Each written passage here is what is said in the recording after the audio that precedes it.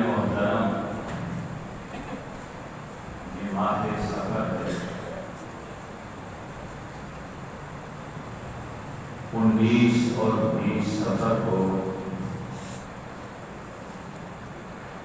حضرت علی بن عثمان المعروف، حضرت داتا گنج بخش علی حجویری رحمت اللہ تعالیٰ علیہ کا سالانہ اس مبارک ہوگا 6، 7، 8 حکومت کی طرف سے اور آپ کی طرف سے 3 دن اس کی تقریبات ہوگی۔ اسی مناسبت سے آج ہم آپ کو خراج تحسین بھی پیش کریں گے، آپ کی سیرت اور آپ کی شان کے حوالے سے، کرامات کے حوالے سے گفتگو بھی کریں گے۔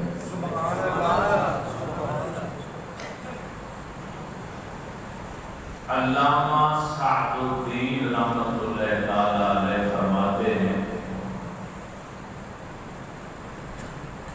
کہ وہ مسلمان مومن جو اپنی صلاحیت اور استطاعت کے مطابق اللہ تعالیٰ کی ذات و صفات کا عارف ہو، گناہوں سے، خواہشات نفسانی سے، لذات سے اپنے آپ کو بچا کے رکھتا ہو، اور اللہ تعالیٰ کی اطاعت و فرما برداری میں دن رات کا ایک لمحہ گزارتا ہو، وہ اللہ کا ولی ہوتا ہے۔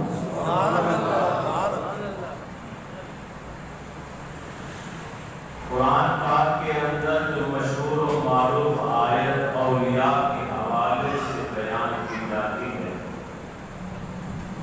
الا ان اولیاء اللہ لا خوف علیہم ولا هم یحزنون، کہ خبردار جو اللہ کے ولی ہیں، اللہ کے دوست ہیں، ان کے بارے میں گفتگو کرنے سے پہلے سوچنا، دنیا اور آخرت میں ان کے لیے نہ کسی قسم کا خوف ہے نہ ہی غم۔ الذین آمنوا وکانوا یتقون، یہ ولی کی ولایت کی بنیاد بیان کی گئی کہ اللہ کا جو ولی ہے یا ولایت کی جو منزل ہے، اس کے 2 پلر کون سے ہیں جس پر یہ ولایت کی عمارت کھڑی، یہ قرآن نے بیان کیا۔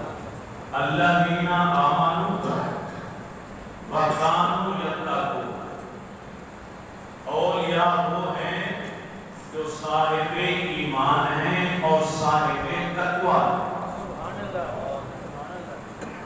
اگر کوئی شخص مسلمان مومن نہیں، وہ ہوا میں اڑتا ہوا بھی نظر آئے، اللہ کا ولی نہیں ہو سکتا۔ اگر کوئی کلمہ پڑھتا ہے، مسلمان مومن ہے، لیکن وہ متقی پرہیزگار نہیں، گناہوں سے نہیں بچتا، شریعت کے مطابق زندگی نہیں گزارتا، وہ بھی کچھ اور تو ہو سکتا ہے لیکن اللہ کا ولی وہ بھی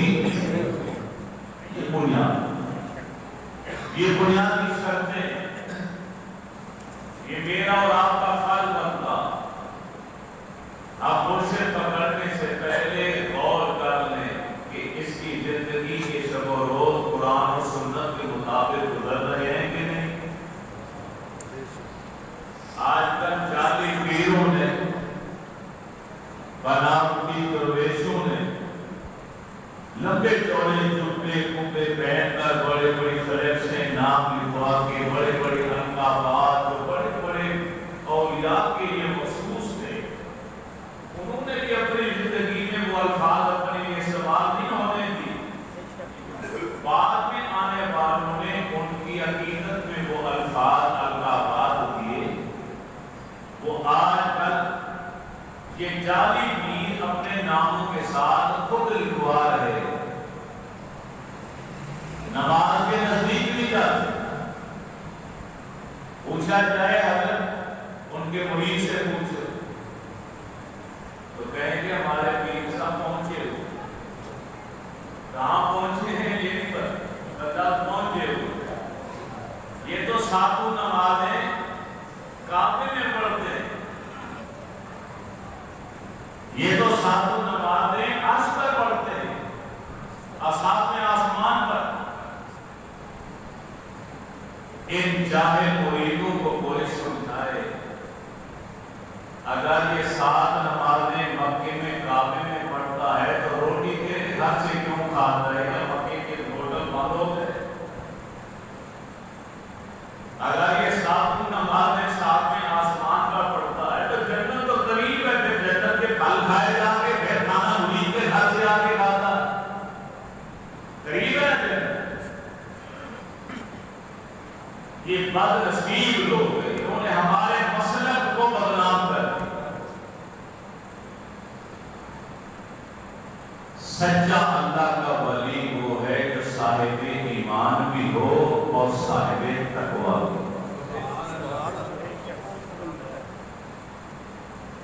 حضرت دادا گھنٹہ علی حجویری رحمۃ اللہ تعالی آپ فرماتے ہیں کہ میں حبیب کمندی کا نام سنا تو میں ملنے کے لیے چلا گیا، وہاں جا کے مجھے پتا چلا کہ 24 سال ہو گئے ان کو نماز پڑھتے ہیں۔ اتحیات پڑھنے کے لیے سے بیٹھتے ہیں، اس کے علاوہ سونا تو دور کی بات 24 سالوں میں بیٹھ کر بھی نہیں دیکھا۔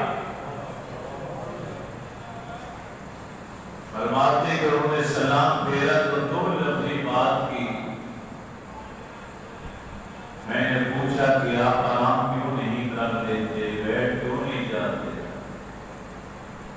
فرمایا ابھی میں اس قابل ہی نہیں ہوا کہ حق کا مشاہدہ کرنے کے لیے میں بیٹھ جاؤں۔ ولی تو وہی ہے نا جسے دیکھو تو اللہ بھی یاد آئے، وہ تو وہی ہوگا جس کے چہرے پہ نماز کا نور ہوگا، قرآن کی تلاوت کا نور ہوگا، نیکی کا نور ہوگا، نیک اعمال کا نور ہوگا۔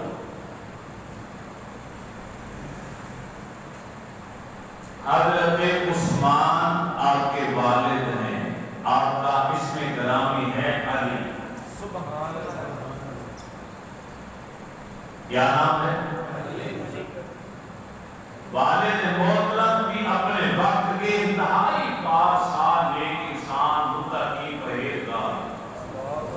اماں جان بھی انتہائی نیک پرہیزگار، پورا گھرانہ علمی گھرانہ، سوچ والا، تقوی والا، نیکی۔ ماں کی گود ہی پہلا مدرسہ ہوتا ہے کہ جہاں بچہ تربیت پاتا۔ ماں باپ وضو ہو کر قرآن کی لوری سنا کر بچے کو دودھ پلائے تو پھر اس کے ہاتھ پہ 90 لاکھ کافر آ کے کلمہ پڑھ لیتے۔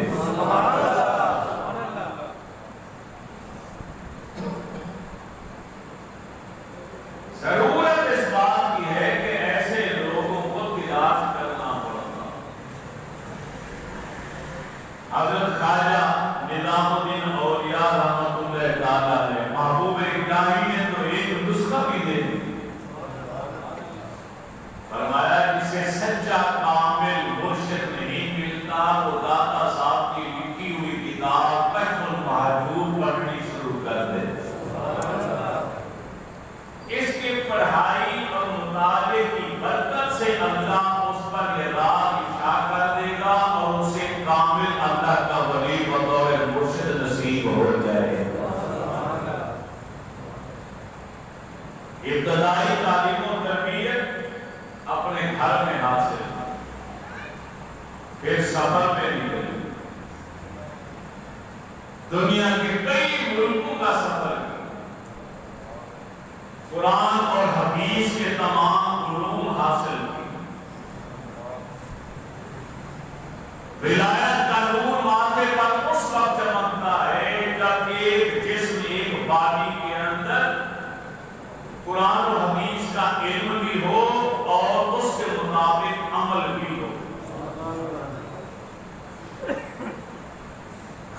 علم ہوگا تو ہم جیسا کوئی مولوی بن جائے، خالی عمل ہوگا تو کوئی روح کی ضربے لگانے والا حجرے میں بیٹھنے والا صوفی ہو، لیکن علم اور عمل دونوں اکٹھے ہو جائیں گے تو پھر ولایت کا نور نظر آئے گا۔ جب قرآن و حدیث کے علوم مکمل حاصل کر لیے تو اب دل میں آیا کہ میں سلوک کی منزلیں طے کروں، تصوف کی راہ اختیار کروں، کوئی کامل اللہ والا بطور مرشد پکڑ لوں، شام کی سرزمین پر پہنچ، وہاں حضرت محمد بن حسن رحمۃ اللہ تعالی علیہ کے ہاتھوں میں ہاتھ دیا اور ان کی بیعت ہو۔ آپ کے مرشد پاک کا نام کیا تھا؟ محمد بن حسن، والد کا نام حسن، ان کا اپنا نام تھا محمد، کنیت تھی ابو الفضل، علاقہ قتل کا تھا تو قتل ہی کہلواتے، سلسلہ جنیدیہ سے تعلق تھا ان کے ہاتھوں میں ہاتھ دی۔ پھر اس مرشد کامل ایسی روحانی تربیت فرمائی کہ سونے پہ سہاگا کر دی۔ جب دیکھا کہ اب میرا مرید کندن بن چکا ہے، کیمیا بن چکا ہے، سونا بن چکا ہے، ذرے خالص، تو پھر مرشد پاک نے حکم دیا لاہور چلے جاؤ۔ برصغیر پاک و ہند کے شہر لاہور آپ آئے تو سورج ڈوب گیا، مشرق کی جانب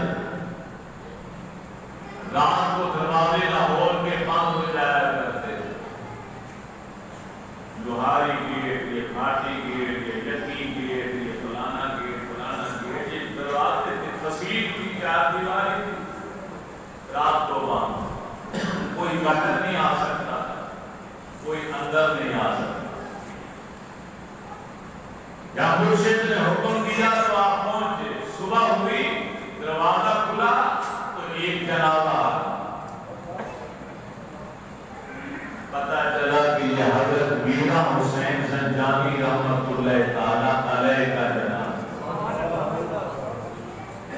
اب وہ حکمت سمجھ میں آئی کہ جب مرشد پاک نے حکم دیا تھا کہ لاہور چلے جاؤ تو آپ نے مسکرا کے عرض کیا تھا حضرت وہاں تو میرا پیر بھائی میرا حسین زنجانی موجود ہے۔ آپ نے فرمایا حکمت نہیں پوچھتے، وجہ نہیں پوچھتے، حکم پہ عمل کرتے ہیں، تم وہاں پہنچو۔ اب جب یہاں پہنچے تو ان کا جنازہ نکل رہا، اب یہ حکمت سمجھ میں آئی کہ جب ایک قطب زمانے کا انتقال کر جائے تو اس کی جگہ پہ دوسرے قطب کی ڈیوٹی لگا دی جائے۔ کسی کو معلوم نہیں تھا کہ آپ کیا ہیں کیا نہیں، یہ تو اجمیری ساتھ بولا ہے تو پھر دنیا والوں کو پتہ چلا کہ یہ تو گنج بخش ہیں، خیر عالم ہیں، مظہر نور خدا ہیں، ناقصانہ پیر کامل اعلیٰ رہنما کہ ناقصوں کے کامل پیر ہیں، اور جو اپنے آپ کو کامل مت بولتے ہیں یہ ان کے بھی رہنما۔ نعرہ تکبیر، نعرہ رسالت، نعرہ تحقیق، نعرہ حیدری، علماء اہل سنت۔ ناقصانہ پیر کامل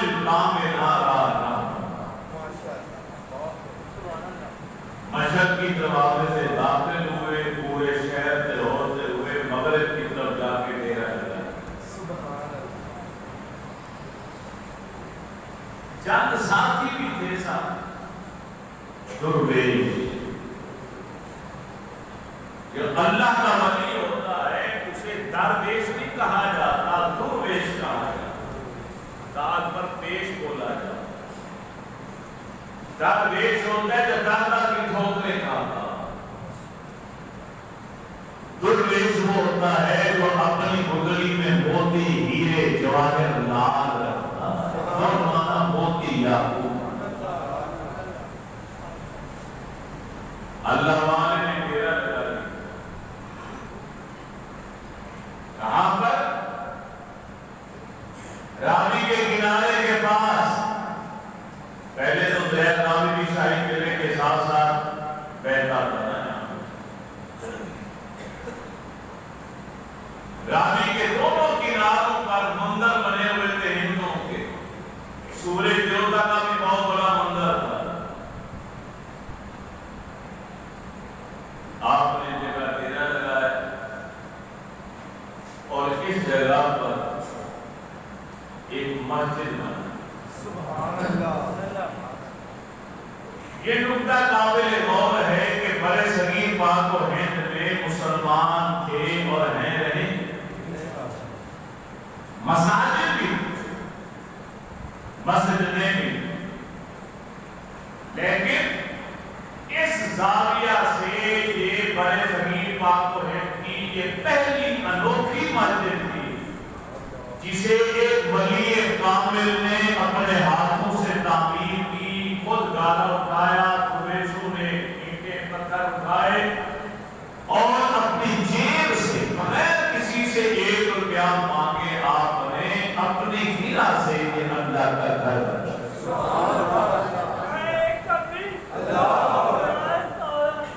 بس بیٹا ٹائم نہیں، نعرے نہیں لانا۔ تو اس زاویہ سے یہ انوکھی اور بے مثل مسجد۔ اب جہاں اللہ کا ولی آ کے بیٹھ جائے وہاں فسادی لوگ بھی جمع ہو جاتے۔ لوگوں نے جو اولیاء کے منکر تھے انہوں نے آہستہ کانوں میں باتیں کہنی شروع کر دی کہ لوگوں اس مسجد میں نماز نہ پڑھنا، اس کی سمت قبلہ صحیح نہیں ہے، رخ صحیح نہیں ہے۔ آج تک بات پہنچی، آپ نے لوگوں کو سمجھایا، جو بھی آتا تھا اسے سمجھاتے تھے کہ میرے بھائیوں ہماری مسجد کا رخ بالکل صحیح ہے، تمہاری مساجد میں سے جس مسجد کا رخ میری مسجد کے رخ کے مطابق نہیں وہ اپنی مسجد کا قبلہ درست ہے۔ لیکن کہاں تھی عوام ماننے والی؟ اگر بات ہوتی صرف اپنی ذات کی تو ہو سکتا ہے کہ یہ اللہ تعالیٰ انہیں معاف کر دیتا، خاموش ہو جاتا، لیکن اب مسئلہ بن گیا کہ جو میرا تبلیغ کا مشن ہے، لوگوں کی دلوں کی اصلاح کرنا، انہیں دین کی طرف لے کر آنا، اس میں فرق آ جائے۔ لوگ آنا چھوڑ دیں، جب عوام سامنے نہیں آئے گی تو اللہ رسول کا پیغام کس کو سناؤ؟ سبحان اللہ۔ اپنے مشن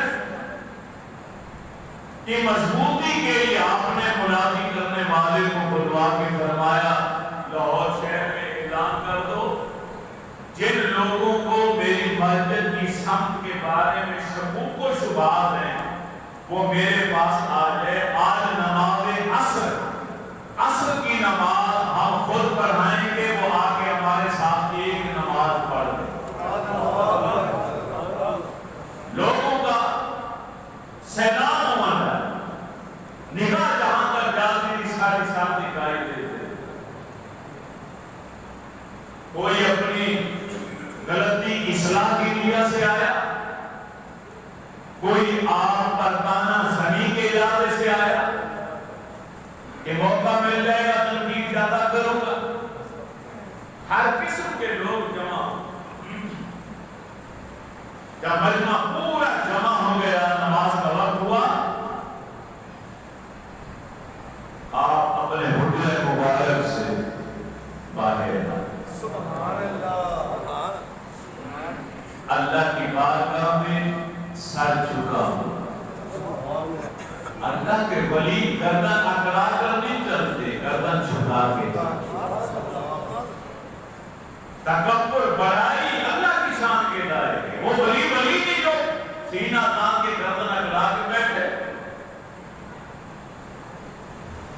شاخ پہ پھل لگتا ہے وہی جھک جاتا ہے،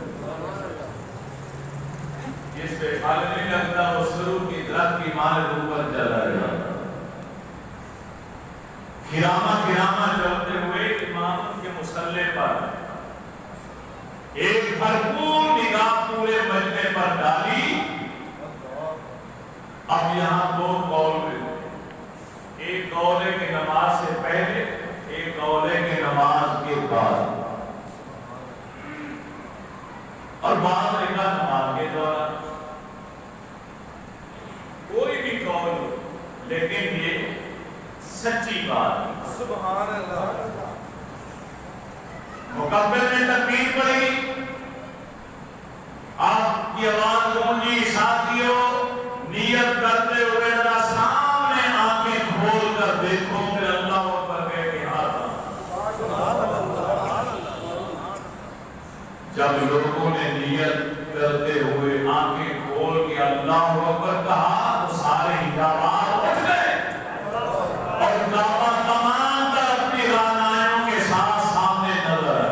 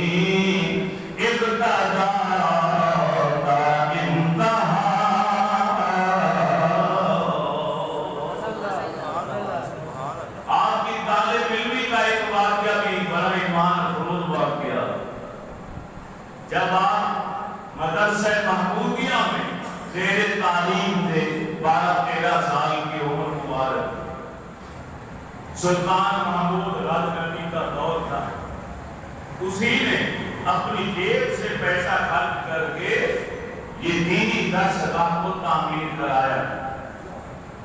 آپ اسی میں تعلیم حاصل کر رہے ہیں۔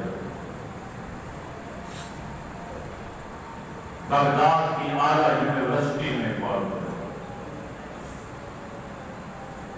ایک دن محمود غزنوی کے من میں خیال آیا، میں ذرا درسگاہ کا دورہ تو کروں، دیکھوں تو صحیح۔ تاریخ طے ہو گئی کہ فلاں تاریخ کو فلاں دن فلاں وقت میں سلطان فاتح سومناتھ سے بڑے بڑے راجے مہاراجے تھراتے اور کام جاتے تھے، لڑت جاتے تھے، وہ مدرسے کے افتتاح کے لیے یا اس کو دیکھنے کے لیے آنا، ہر طرف چہل پہل، مگر ایک بچہ علی بن عثمان کتاب کے مطالعے میں کونے میں بیٹھا ہے، مسجد کے اندر مصروف ہے، اسے پرواہ ہی کوئی نہیں کہ بادشاہ وقت کا بادشاہ آ رہا ہے کہ نہیں آ رہا۔ چنانچہ جب بادشاہ آیا، معائنہ کرتے کرتے کرتے جب اس مقام پر پہنچا جہاں وہ بچہ پڑھ رہا، اس نے بچے کی طرف دیکھا، بچے نے اچانک کتاب سے نظر اٹھائی اور ولایت والی نگاہ جس کے نام سے پورا ہندوستان کام جاتا تھا، آج اس بچے کے ایک نگاہ کا مقابلہ نہ کر پائے، ماتھے پہ پسینہ جسم کانپنے لگ گئے، اور پیچھے مڑ کے اس اسلامی درسگاہ کے جو صدر مدرس تھے شیخ محمد رضوان رحمۃ اللہ تعالی علیہ، ان کی طرف بادشاہ نے مڑ کر دیکھا اور کہا یقیناً یہ بچہ اللہ کی طرف اس کا در منہمک ہو چکا ہے، کسی اب دنیا جان کی کوئی خبر نہیں، باخدا ایسے ہی طالب علم اس مدرسے کی زینت اور رونق۔ ایک بار اسی سلطان محمود غزنوی کے دربار میں ایک ہندو فلاسفر آیا، رام نارائن نام تھا اس کا، اس نے آ کے چیلنج کر دی، سلطان کا شاہی دربار لگا ہوا ہے اور ہندو فلاسفر آ کے چیلنج کر رہا، جنہوں نے تاریخ پڑھی وہ جانتے ہیں کہ سلطان محمود غزنوی کے دربار میں زیادہ تر علماء اور مشائخی نظام ہر وقت رہتے تھے، اہل علم لوگ رہتے، دنیا جہاں کے چوٹی کے علماء، اس کی انگشتری کے نگینے ہر وقت اس کے پاس، اس نے آپ کی چیلنج کر دیا، اس کا دعویٰ تھا کہ عقلیات، نقلیات، فلکیات، ارضیات، یہاں تک کہ روحانیت میں بھی کوئی میرا مد مقابل نہیں ہے، اگر کوئی مجھے شکست دے دے تو میں اس کا غلام بن جاؤں۔ ہے کوئی مسلمان عالم؟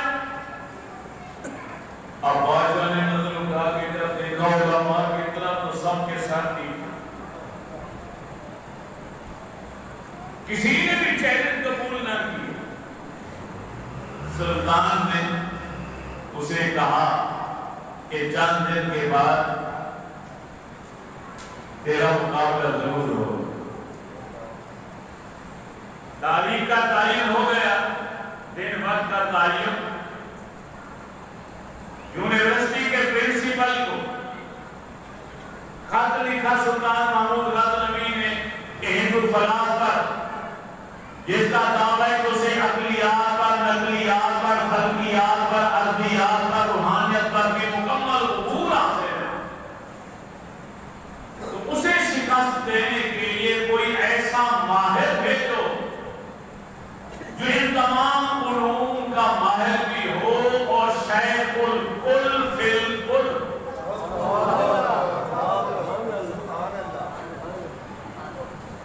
پرنسپل کی طرف سے جو بچہ بھیجا گیا وہ کوئی اور نہیں تھا، یہی حضرت علی بن عثمان، 12-13 سال کی عمر کا یہ نوجوان بھیجا گیا۔ پورے دربار کے اندر عجیب و غریب باتیں شروع ہوگی، مشائخ اعظام، علماء شکن آلو زمینیں لے کر بیٹھ گئے کہ یا اللہ کیا ہوگا، بڑے بڑے علماء، فضلاء، علماء بیٹھے ہوئے ہیں، کسی کے اندر ہمت نہیں ہوئی اسے مقابلہ کرنے کی۔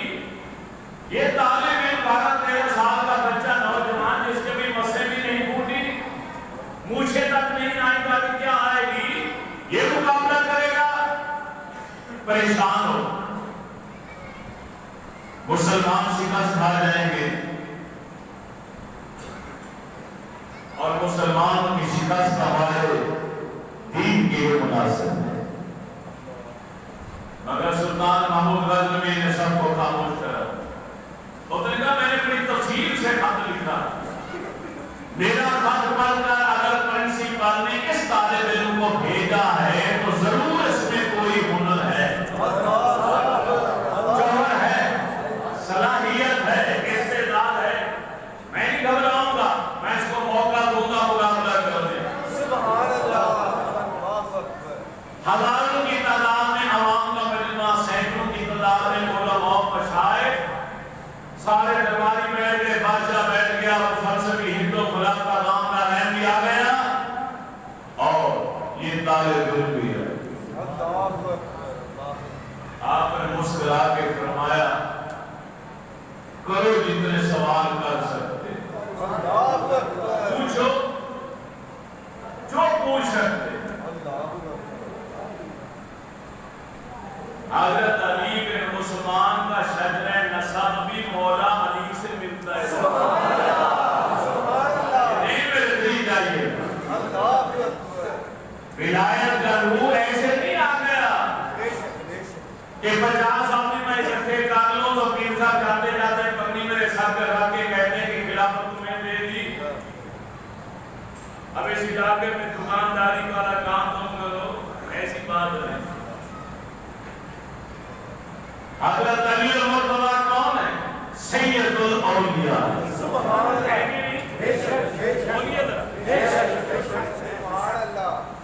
اولیاء کرام کے سردار۔ میرا عقیدہ ہے کہ میرے نبی کا ہر صحابی ولی کم ہے۔ اس امت کے اولیاء کی پہلی جماعت کی تعداد تھی 1,24,000 صحابہ۔ سبحان اللہ، سبحان اللہ، کتنے ولی تھے؟ جتنی تعداد نبیوں کی تھی اتنی تعداد اللہ نے اپنے حبیب کو صحابہ کی۔ سبحان اللہ، صحابی سے بڑھ کر کون ولی ہو سکتا؟ میں تو کہتا ہوں کہ اگر لاکھوں سال کی عمریں لے کر آج کا ولی کوئی گناہ نہ کرے، دن رات نیکی کرے، تو خدا کی قسم ایک میرے نبی کے صحابی کے پاؤں کی جوتی کی خاک کے ذرے کی برابری بھی نہیں کر سکتا۔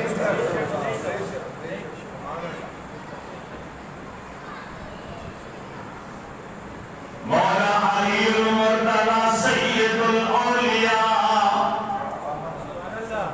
میرے نبی نے ولایت کا نور علی کے سینے میں اڈیلا۔ سبحان اللہ، مولا علی المرتضی نے اپنے سینے سے اس کا کچھ حصہ حضرت امام حسن کو دیا۔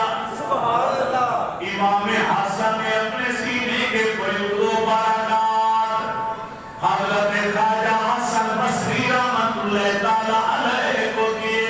سبحان اللہ، حضرت خواجہ حسن بصری رحمۃ اللہ تعالی علیہ نے وہ ولایت کے نور کا کچھ حصہ حضرت حبیب اجمی کے سینے میں اڈیلا۔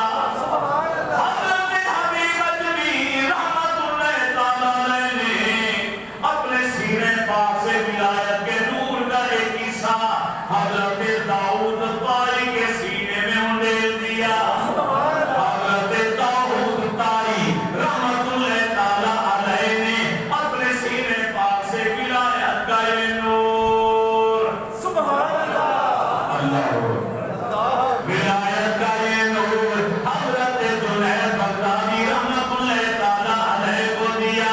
حضرت جنید بغدادی یہ حضرت معروف کرکی رحمۃ اللہ تعالی، حضرت معروف کرکی سے یہ نور ولایت حضرت سری سکتی رحمۃ اللہ تعالی علیہ کے سینے میں آیا۔ حضرت سری سکتی رحمۃ اللہ تعالی علیہ کے سینے سے یہ ولایت کا نور حضرت جنید بغدادی رحمۃ اللہ تعالی علیہ کے سینے میں آیا۔ ان سے یہ نور حضرت ابو بکر شبلی رحمۃ اللہ تعالی علیہ کے سینے میں آیا۔ حضرت ابو بکر سینے پاک سے ولایت کا یہ نور نکلا. حضرت ابو الحسن علی حسنی رحمت اللہ تعالی کے سینے میں آیا. حضرت ابو الحسن علی حسنی کے سینے سے ولایت کا یہ نور نکلا. حضرت ابو الفضل حضرت محمد بن حسن الخطی رحمت اللہ تعالی کے سینے پاک میں آیا. حضرت ابو الفضل حضرت محمد بن حسن الخطی رحمت اللہ تعالی کے سینے سے نکلا تو حضرت علی بن عثمان حجویری کے سینے میں آیا. نعرہ تکبیر، نعرہ رسالت، نعرہ تحقیق، نعرہ حیدری، نعرہ غوثیہ. ایسے نہیں مقابلہ کرنے کے لیے اللہ اکبر، شجر نسب مولا علی سے ملتا ہے. سبحان اللہ، سبحان اللہ.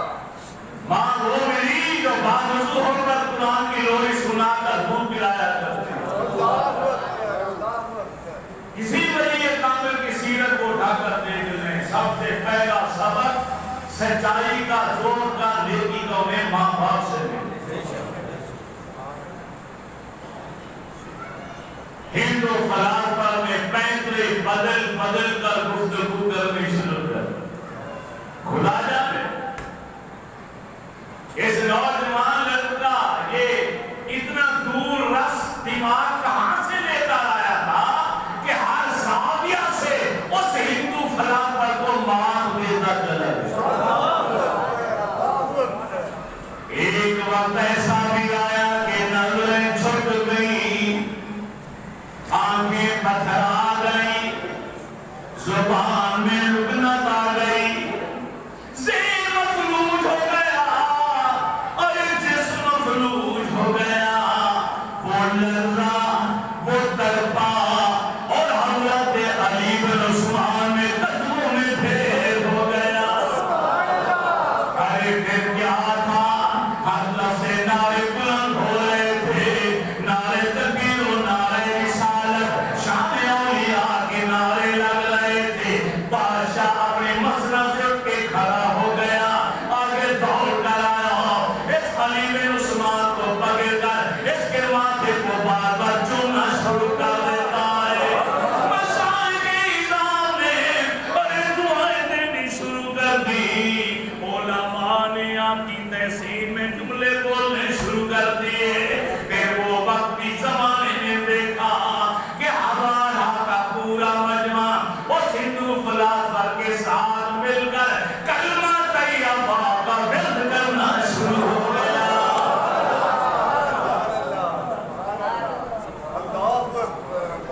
غیر میں عین کا مشاہدہ کرانے والا، کفرستان میں نور ایمان کی شمع جلانے والا کوئی اور نہیں. 90 لاکھ کافروں کو کلمہ پڑھانے والے، معین الدین چشتی کے اجمیری ساز سے پھوٹنے والے، ارے نغمے کے ممدوح، گنج بخش فیض عالم مظہر پورے خدا، نہ کہ سارا پیر کامل آلہ رہنما، کوئی اور نہیں، المعروف حضرت داتا گنج بخش علی حجویری رحمۃ اللہ. سبحان اللہ، سبحان اللہ، ماشاء اللہ. راوی کے کنارے جا سیر کرتے ہو. مندر سے دونوں طرف ایک مندر کے قریب پہنچے تو چوری رکھ کے کھانے پینے کی چیزیں رکھ کے ایک ہندو ایک بت کے آگے کھڑا ہے. بات آپ اس کے پاس چلے. فرمایا کہ گھر سے بنا کے لائے وہاں کس کے لیے؟ اس نے اشارہ کیا آپ نے تو میں تو کھاتا نہیں. اب وہ خاموش ہو، لاجواب ہو. فرمایا ایسا کر تو اپنا دل چھوٹا نہ کر، ہم اسے کہہ دیتے ہیں کہ آگے کھائے. آپ نے فرمایا کہا حکم دی. وہ نے چوری کھانی. وہی تو بھاگا دیوانوں پاگلوں کی طرف پورے خاندان کو بلا کر لے آئے. آپ وہیں کھڑے ساتھی درویش اپنی جگہ بت ہے، کھانے پینے کی چیزیں پڑی ہوئی سارے دیکھا تو بت اسی اس نے جا کے بتایا کہ اس طرح اللہ کے ولی نے حکم دیا تو مٹی پتھر کا بنا ہوا بت اس میں زندگی آ گئی، جان پڑ گئی۔ اس نے میرے سامنے ہاتھ اٹھا کے آئی ایسے یقین کرے چلو اپنی آنکھوں سے دیکھو، جب آئے تو کچھ نہیں تھا۔ اب اسے کہیں کہ بھی یہ اسی طرح بت ہے، آپ نے فرمایا ٹھہر جاؤ، ہم کہیں گے تو کھائیں گے۔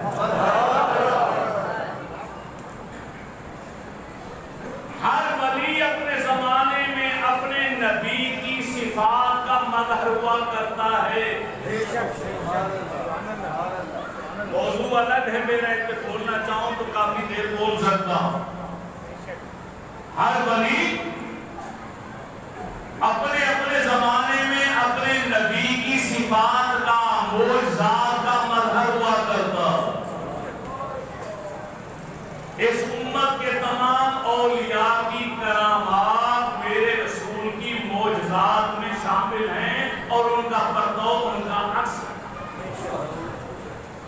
نہیں سنا آپ نے علماء سے؟ ابو یعلا کیا کہتے ہیں؟ کہتے ہیں اللہ کے نبی کے ساتھ میں سفر میں تھا، اللہ کے نبی آرام فرما ہو گئے، میں پاس بیٹھ گیا، میں نے اچانک منظر کیا دیکھا، دور ایک کھجور کا درخت کھڑا تھا، وہیں سے زمین کو چیرتا ہوا چل کر آ رہا۔ میں حیران، کھجور کا درخت زمین کو چیرتا ہوا انسانوں کی طرح چلتا ہوا چلا رہا۔ مسند کو یاد اٹھا کر دیکھ لو یتیم سے نبی علیہ السلام کے قدموں کی طرف آ کے کھڑا ہو، تھوڑی دیر رکنے کے بعد واپس چلا گیا، پھر اپنی جگہ پہ کھڑا ہو گیا۔ اللہ کے نبی سو رہے، آمنہ کے رات یہ بھی منظر دیکھتے رہنا چاہیے۔ جاگ رہا ہے ابو یعلا، صحابی جاگ رہا، آنکھیں کھلی، اس نے منظر دیکھا تھا کہ نبی سو۔ میرے پیارے کریم فرماتے ہیں ہماری آنکھیں سوتی ہیں، ہمارا دل جاتا۔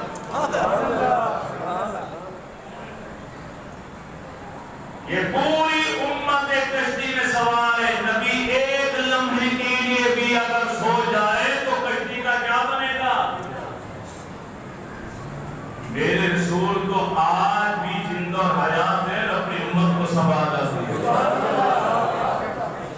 تو زندہ ہے واللہ، تو زندہ ہے واللہ، میرے چشمے آدم سے چھپ جانے والے۔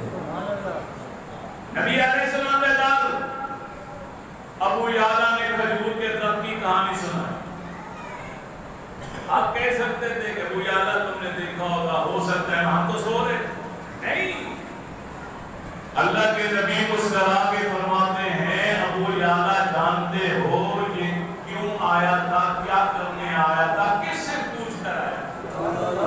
ہم جانتے، جو سو رہے ہیں فرماتے ہم جانتے کہ جب ہم نے یہاں پر اور ڈالا، دور دور تک کوئی درخت نہیں، یہی کھجور کا ایک درخت تھا سامنے، اس نے اللہ سے درخواست کی، یا اللہ تیرا پیارا محبوب آیا ہے اور مجھ سے دور ہے، مجھے اجازت دے میں ان کو سلام عرض کر کے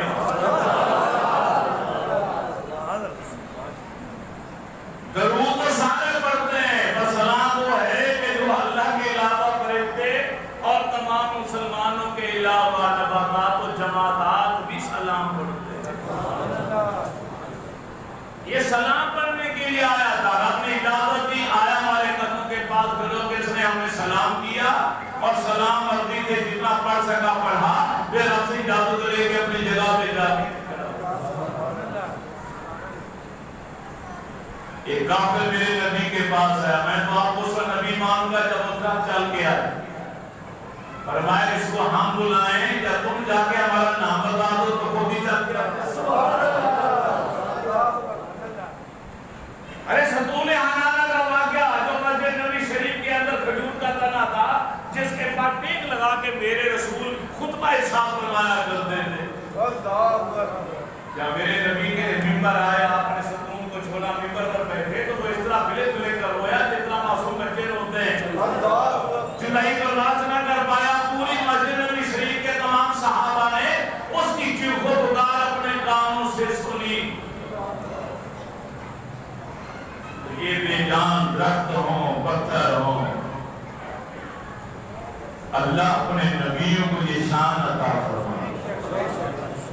اشارہ کرے چل گیا زندگی آئے. تو ہر ولی اپنے نبی کی صفات کا مظہر. تو داتا خان بخش علی حجویری رحمت اللہ تعالیٰ علیہ بھی میرے رسول کی صفات کا مظہر ہے. حنفی ہیں. امام اعظم ابو حنیفہ رحمت اللہ تعالیٰ علیہ کے مقلد ہیں. حنفی مذہب ہے آپ کا. سبحان اللہ. اور آپ کیا فرماتے ہیں؟ آپ فرماتے ہیں کہ میں سیدنا بلال حبشی رضی اللہ تعالیٰ عنہ کے مزار کے سرانے میں سو رہا تھا کہ میں نے خواب دیکھا کہ میں مکہ مکرمہ میں مسجد الحرام میں ہوں اور باب بنی شیبہ سے نبی علیہ السلام آ رہے ہیں. پیچھے صحابہ ہیں اور نبی علیہ السلام نے اپنے ہاتھوں پر کسی بوڑھے شخص کو اٹھا رکھا. میں حیران ہوا یہ بوڑھا کون ہے؟ بچوں کی طرح بوڑھا ہو چکا. اللہ کے نبی اٹھا کے آ رہے اپنے ہاتھوں سے نبوت والے باہوں میں اٹھا کے لا. اور فرماتے ہیں میں خواب میں دیکھ رہا ہوں کہ میں دوڑ کے میں نبی علیہ السلام کے قدموں کو چوما. میں دل میں سوچ رہا تھا یہ کون ہوگا. اللہ کے نبی نے اپنے علم نبوت سے میرے دل کا حال معلوم کیا. آپ نے فرمایا ارے پریشان مت ہوں اے علی بن عثمان, پریشان نہ ہو, یہ تمہارا امام ہے. ابو حنیفہ تمہارا امام جس کو ہم اٹھا کر لا رہے ہیں. سبحان اللہ. آپ نے فیض میں لطیف رمز خود چل کے آ رہے ہوتے تو میں سمجھتا کہ آپ کی اپنی صفات باقی ہیں. خود چل کے نہیں آ رہے, اپنی اللہ کے نبی اٹھا کے لا رہے. اس کا مطلب ہے کہ اپنی صفات فنا ہو چکی, ختم ہو چکی, باقی کوئی نہیں رہی. اب یہ نبی کی صفات میں اس قدر مستغرق اور منحمد اور فنا ہو چکے ہیں, فنا پھر رسول ہو چکے ہیں کہ اب ان کی اپنی کوئی صفت نہیں ہے جو صفت اللہ کے نبی کی صفات کا مطلب. سبحان اللہ. سبحان اللہ. اور نبی معصوم ہے, آپ کی حاصل معصوم ہے, پاک ہے, تو لہذا آپ بھی خطا سے محفوظ کر دیے گئے ہیں. اس لیے میں نے حنفی مسلک اور مذہب کو اختیار کیا.